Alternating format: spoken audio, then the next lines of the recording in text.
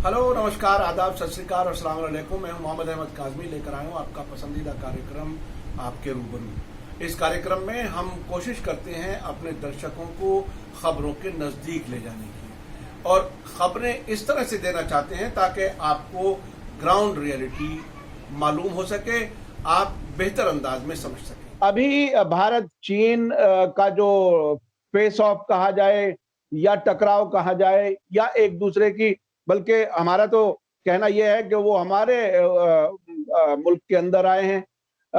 ये बहरहाल अपने आप में एक बड़ा सवाल बन गया। प्रधानमंत्री जी के बयान के बाद ये कहना मुश्किल हो रहा है कि वो आए हैं या नहीं आए हैं। ये एक अजीब सी सूरत हाल है। इससे आगे की बात जो मैं करने जा रहा हूँ, आज मेरे साथ खास मेहमान हैं लेह से मोहम्मद शफी लासू साहब, जो पेशे से वकील हैं और जाने माने सियासी तज्जिया निगार, टीकाकार, एनालिस्ट हैं। मोहम्मद शफी लासू साहब, आपका वेलकम है मीडिया स्टार वर्ल्ड में। आप ये बताइए कि आप बिल्कुल नजदीक तरीन जगह हैं जहां से ये भारत और चीन के बीच में जो सूरत हाल बनी है, उसको आपके पास बहुत सी इंफॉर्मेशन आती होंगी। अभी इस वक्त क्या सूरत हाल लगती है, क्या हाल है LAC के आसपास? जनाब काजिमी साहब, शुक्रिया, आपने मौका दिया कि हम भी कुछ अपना राय आपके चैनल के जरिए से लोगों तक पहुंचाए। तो पहली बात तो ये है कि आज तक हमारे पूरा हिंदुस्तान के लोगों को, बल्कि पूरे आलम में जितने भी लोग हैं इस चीज को इंटरेस्ट रखते हैं, ट्रैक करते हैं, उन तक अभी तक सही बात कुछ हद तक तो पहुंच चुका है। लेकिन हम अगर ये कहेंगे कि सरहद पे, जहाँ पे हम लोग रहते हैं, सरहद पे जो हालात है उसमें जो है क्लियरिटी किसी तरीके से भी नहीं आ रहा है। चाहे हमारे तरफ से भी नहीं आ रहा है, चाइनीज की तरफ से भी नहीं आ रहा है। और एक चीज ये बताना पड़ेगा कि चाइना का जो इंटेंशन है वो कुछ सही नहीं लगता है। उनका इंटेंशन कुछ साफ नहीं है।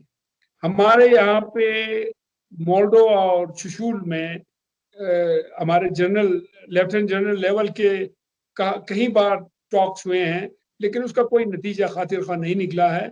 और अब जो है दोनों मुल्कों में जो ये हालात जो है बदस्तूर काफी देर तक रहने का इम्कान लगता है, क्योंकि इसमें चाइनीज इंटेंशन बिल्कुल क्लियर नहीं है।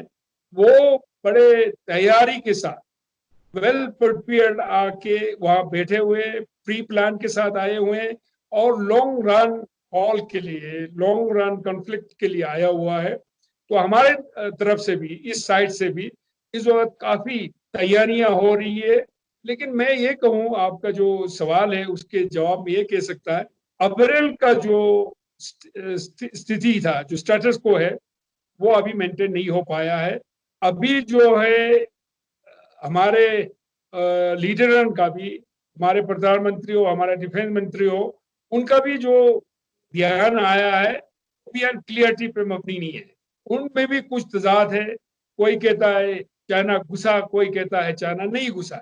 लेकिन अगर हमें पूछे तो चाइना घुसा है। चाइना काफी आगे तक हमारे सरहद में घुसा है। और उसके बाद अगर हम ये कहते हैं कि चाइना जो है 1.5 किलोमीटर पीछे गया है और हमारे लोग भी पीछे गया है, भाई अगर चाइना हमारे बॉर्डर से पीछे गया है तो क्या हम अपने अपने अपने बॉर्डर से और भी पीछे आ गए? ये तो हो नहीं सकता है। एक तरफ हम ये कहेंगे कि चाइना वापस चला गया 1.5 किलोमीटर, अगर हम ये मानते हैं तो हमारे फौज भी उधर से पीछे चला गया, तो क्या हम अपने बॉर्डर के अंदर मजीद पीछे आए? तो इन चीजों का क्लियरिटी नहीं है। अब ये लगता है ये रिस्क फैक्टर अभी बहुत है, रिस्क फैक्टर बहुत है। चाइना का जो इंटेंशन जो है वो मैं बार बार कह चुका हूं कि वो क्लियर नहीं लगता है।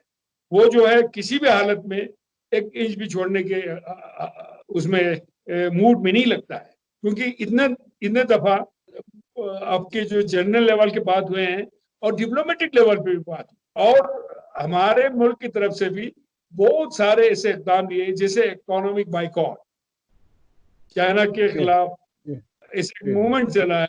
लेकिन अभी देखना होगा कि उसका कोई चाइना पे इम्पैक्ट पड़ा है कि नहीं, वो अभी देखना होगा। उसमें मुझे नहीं लगता है कि खातिर खा कोई उसमें ये हुआ है, उनका जो मूड देखते हुए कि उनको जो है वो इकोनॉमिक का जो आपने बहुत सारे उनके जो एप्स को बंद कर दिया, ये टिकटॉक वगैरह वगैरह, तो उसका कोई इम्पैक्ट मुझे नहीं लगता कोई ज्यादा असर पड़ा होगा। जी। तो अभी लेह के लोगों को खुद यानी आसपास में जाहिर है गांव होंगे जहां से राब्ता होगा, वहां से एलएसी के नजदीक से इंफॉर्मेशन क्या कुछ आ रही है?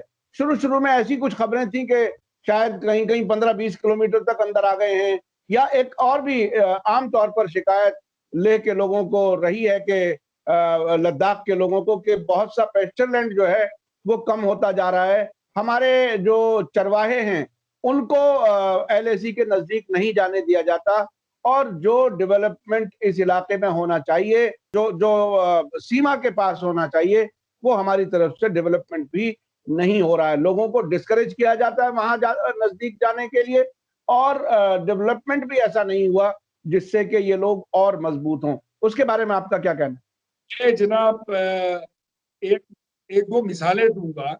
जैसे कि एक इलाका है जो चुमुर है, जो एलओसी पे पड़ा हुआ है, जो जिस पे जो हमारा चाइनीज इंडियन बॉर्डर है, और नजदीक इस इलाके में 2017 में उन्होंने मुदाखलत करके कुछ कल्टिवेबल लैंड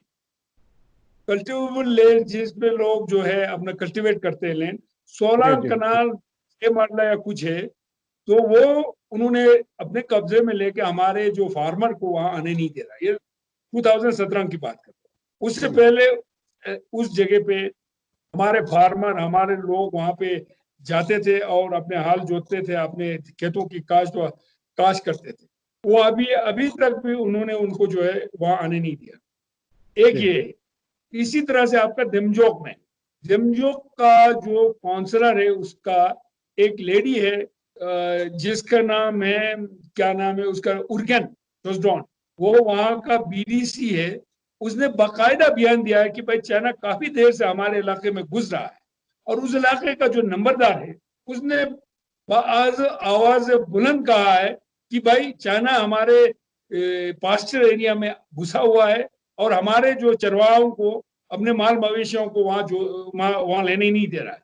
ये काफी देर से जो है इन्होंने कंप्लेन किया है, रिटन कंप्लेन किया, और जो जो उनसे हो सकता है, जो साधन उनके पास थे, उनको पूरा उन्होंने उसी के जरिए जो है हमारे हुक्म तक पहुंचाया है, लेकिन उसका कोई खातिर खार कोई एक्शन नहीं ले पाया। दूसरी बात यह है कि आपका कहना सही है काजमी साहब, कि डेवलपमेंटल जो एक्टिविटीज है, ये एक नाले के आर पार रहते हैं तो दोनों तरफ आप देखते हैं उस तरफ के जो इंफ्रास्ट्रक्चर लेवल है, उनका स्टैंडर्ड हमारे से काफी ज्यादा है, अच्छा है, और इस साइड का बहुत कम है। लेकिन ये भी है कि कई सालों से, जो 10-15 सालों से हमारे इस साइड में भी कुछ इंफ्रास्ट्रक्चर का मूवमेंट जो है बहुत जबरदस्त तरीके से कर रहा है। तो लेकिन चाइना उसमें मुदाखलत करके बहुत सारे जगहों पे, जैसे दमजोक में उन्होंने हमारे रोड्स का जो है उन्होंने मुदाखलत करके उन्होंने वो करने नहीं दिया, और बहुत सारे इलाकों में उन्होंने बिल्कुल मुदाखलत किया, जबकि उस साइड में हमारे फौज हो, हमारे सरकार हो, उन्होंने कभी भी मुदाखलत नहीं किया। अच्छा, एक बात बताइए, पिछले साल 5 अगस्त को भारत सरकार ने आर्टिकल 370 हटा करके लद्दाख को अलग यूनियन टेरिटरी बनाया, जम्मू कश्मीर को अलग बना दिया। उस पर उसके बाद वहां के लोगों का अब क्या मतलब क्या वो सेटिस्फाइड है? 1 साल गुजर गया, क्या सूरत हाल है वहां की? आमतौर पर अलग जब होते हैं तो रिलेटिवली ज्यादा कुछ फैसिलिटीज मिलने की उम्मीद होती है। क्या कुछ ऐसा हुआ लद्दाख के इलाके में? देखिए जनाब, अभी हमारे रियासत को 2 हिस्सों में बांट लिया, एक जम्मू कश्मीर यूटी और एक लद्दाख। अब लद्दाख यूटी की बात अब करेंगे तो लद्दाख जो है 2 हिस्सों में बांटा हुआ है, एक हमारा डिस्ट्रिक्ट करगिल, एक डिस्ट्रिक्ट लेह। इनमें भी लोगों में कोई इत्तेफाक नहीं है, अगर आप सच बात कहें। लेह में लोगों का एक बहुत बड़ा जो है वेलकम है यूटी को लेके, लेकिन करगिल में इसके बारे में बहुत सारे रिजर्वेशन है, और लोग जो है इसके हक में या इसके हक में नहीं है कि बात को मैं नहीं कर सकता हूँ, लेकिन इसमें बहुत सारे चीजों पर बड़े इख्तिलाफ है। लेकिन जब से ये यूटी का हमारे यहाँ पे निवास हुआ है, यूटी जो बना है, तब से लेकर आज तक मैं एक ही मिसाल दे सकता हूँ। अभी तक रिक्रूटमेंट के लेवल पर ले तो एक चौरासी अभी तक अपॉइंट नहीं हो पाए, जबकि एज ए डिस्ट्रिक्ट करगिल ले कर 2-2 डिस्ट्रिक्ट थे। हर साल बहुत सारे बच्चे, 500,000 बच्चों का रिक्रूटमेंट होता था, चाहे क्लास 4 से लेके हमारे जो डिस्ट्रिक्ट लेवल के जितने भी कैडर्स हैं उनका अपॉइंटमेंट डिस्ट्रिक्ट के अंदर होता है। लेकिन 5 अगस्त से लेकर अगर आज तक आप रिकॉर्ड लेंगे, एक भी चौपरासी नहीं लिया है। यहाँ पे बहुत सारे ऑफिस तो बने हैं, commissioner, secretary, adviser, lieutenant governor, उनका जो स्टाफ जो है वो बाकी छोटे छोटे डिस्ट्रिक्ट लेवल पे कितने स्टाफ होते हैं, उधर से स्टाफ लेकर वो स्केलेटन स्टाफ पे अभी चला रहा है। और कुछ अगर उन्होंने जो अभी एक एजेंसी के जरिए जो है रिक्रूटमेंट किया हुआ है, कॉन्ट्रैक्ट पे किया हुआ है, 2 महीना 4 महीना, इंजीनियर, डॉक्टर, लॉ ऑफिसर ऐसे किया, तो उस तरीके से अगर हम कहेंगे तो लोग जो है सेटिस्फाइड नहीं है। अब दूसरी बार आपके जो सवाल का पूरा मैं जवाब दे, तो यूटी के बारे में लद्दाख जो है यूटी के लिए हमेशा एक क्वालिफाई करते थे, इसमें कोई दो राय नहीं है। चलो दफा 370 हटाने के बाद यूटी का डिक्लेरेशन किया है। यूटी डिक्लेयर होने के बाद अगर हम ये कहेंगे क्या लोगों के एस्पिरेशन पूरा हुआ है, तो नहीं हुआ है। क्यों नहीं हुआ है? क्योंकि यहाँ पब्लिक नुमाइंदगी ना के बराबर है। यहाँ पे जो हिल काउंसिल से लोगों के एक्सपेक्टेशन ये थे कि भाई इसका एम्पावरमेंट किया जाए, ये एफिशिएंसी बढ़ाया जाए, इनके जो है फाइनेंशियल पावर, इनके जो है डेवलपमेंटल जो भी इनकी जो पावर है उसको मजबूत किया जाएंगे। लेकिन इस वक्त का हाल ऐसा है, ये जो हमारे हिल काउंसिल जो है वो नॉन एंटिटी बन चुका है।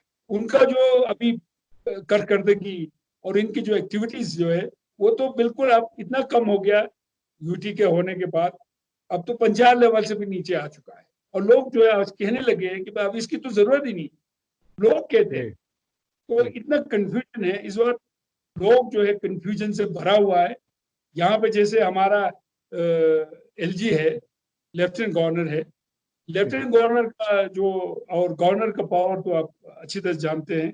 लेफ्टिनेंट गवर्नर रिप्रेजेंटेटिव है हमारे होम मिनिस्ट्री का। एक छोटे से छोटे जो है, अभी आपको मैं एक मिसाल देना चाहता हूँ, 3 लाख से ऊपर का जो पहले जो हिल काउंसिल के अंदर जो है पंचायत को छोड़ के गांव के लेवल पर जो काम होते थे, लोग जो है टेंडर के बगैर वहां पे यूथ और लोगों को जो काम करने वाले लोग हैं बहुत दूर दराज इलाकों में वो उनसे करवाते थे और डेवलपमेंटल एक्टिविटीज अच्छी तरह से चलते थे। लेकिन अब हालत ये है कि 3 लाख से ऊपर जो टेंडर करना है और टेंडर का प्रोसेस इतना लंबा किया हुआ है कि लोग बहुत परेशान। तो ये हालत है।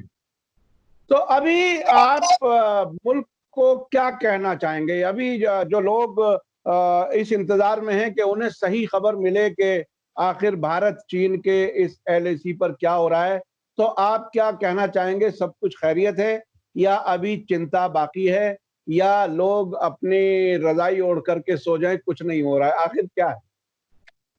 एक चीज तो ये कहूंगा जनाब, देखिए इस कॉन्फ्लिक्ट को लेके लद्दाख का नाम मेरे ख्याल में 1 बिलियन से ज्यादा लोगों ने सुना है। उस एतबार से देखा जाए तो लद्दाख का नाम तो बहुत वो हुआ है। लेकिन मुझ जैसे लोगों को और लद्दाख के अवाम जो खासकर अवाम जो है आमतौर पीसफुल लोग है, अमन पसंद लोग है, उनका जो लद्दाख का नाम एक गलत चीज के लिए आ रहा है, जंग के एतबार से ले रहा है, तो उस चीज को लेके हमें कुछ ज्यादा पसंद नहीं है।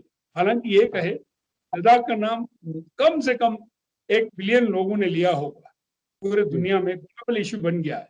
लेकिन ग्लोबल इशू किस चीज के लिए बना है? इंडिया चाइना का जो है कॉन्फ्लिक्ट के लिए बना है, जो कहा जाए तो कोई अच्छा चीज नहीं है। लेकिन बहरहाल जो भी हो गया, अब हमें जो है हमारे सरकार को पूरा तैयारी करना होगा। जब तक अप्रैल तक का जो स्टेटस को मेंटेन नहीं करता है तो हम तो ये समझेंगे यहाँ पे रहने लद्दाखी होने के नाते कि हमारे साथ जुल्म हुआ, ज्यादती हुआ। जब तक कि अप्रैल का स्टेटस को मेंटेन नहीं करता, अगर आप यूं तो इस तरह से करके बयान देते हैं कि भाई चाइना 1.5 किलोमीटर पीछे गया, कुछ जगहों पे काफी किलोमीटर्स आए हैं, कुछ जगहों पे कम आए, लेकिन आए हैं, इंटेंशन के साथ आए हैं, इरादे के साथ आएंगे, और इरादा जो है उनका नेक नहीं। तो जी हम ये कहेंगे डिप्लोमेटिक चैनल को भी पूरी तरह से यूज करने की जरूरत है, और हमारे गवर्नमेंट को तैयारी भी पूरी तरह से करना होगा। अगर अगर नहीं होता है, चाइना वापस नहीं जाता है, तो हम जो वर्ष के लिए भी तैयार रहना होगा।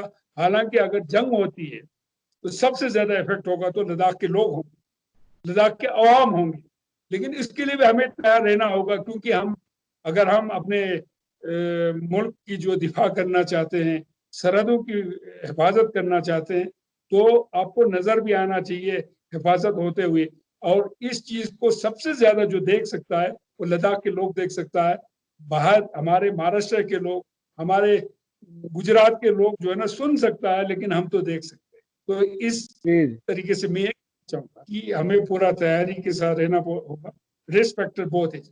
जी, बहुत बहुत शुक्रिया मोहम्मद शफी लासू साहब, आपने लेह से मीडिया स्टार वर्ल्ड को वक्त दिया, इसके लिए हम आपके शुक्रगुजार हैं। मैं अपने दर्शकों से कहूंगा कि हमारी कोशिश रहती है कि खबरों को बिल्कुल नजदीक से समझा जाए, और जो लोग उस खबर के नजदीक वहां के हालात को बेहतर जानते हैं उनसे बात की जाए और आपसे रूबरू कराया जाए। बहुत बहुत शुक्रिया लासू साहब, इसी के साथ मुझे दीजिए इजाजत। धन्यवाद, शुक्रिया, जय भारत, जय हिंद।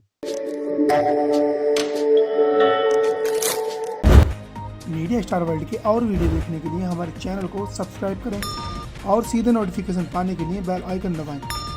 और अगर हमारी खबर सच्ची और अच्छी लगे तो अपने व्हाट्सएप, इंस्टाग्राम, फेसबुक और ट्विटर अकाउंट पर जरूर शेयर करें।